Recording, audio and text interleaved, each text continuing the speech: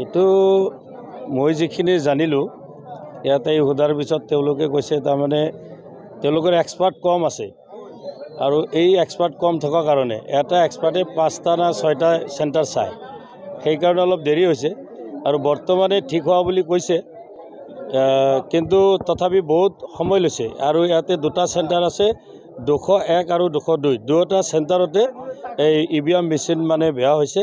আৰু যাৰ ফলত কমসে কম 1.5 ঘণ্টা 15 ঘণ্টা সময় ইয়াতে লেট হৈছে আৰু লেট হোৱাৰ ফলত আমাৰ ৰাইজে অলপ অতিষ্ঠ হৈছে বাকি ইয়াত একো নাই এতিয়া প্ৰবলেমটো ঠিক হোৱা বুলি তেওঁলোকৰ বিভাগীয় কৰ্তৃপক্ষই জনাইছে ৰঙাপাৰা বাখীৰ বাবে খুব খবৰ আপুনিও যদি দুচকীয়া বাহন ল'ব বিচাৰিছে তেন্তে এতিয়াৰে পৰা আৰু চিন্তাৰ কোনো প্ৰয়োজন নাই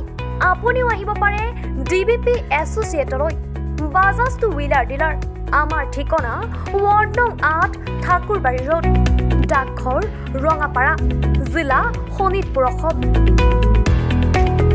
আমাৰ যোগাযোগৰ নম্বৰ 9435707133 9707967285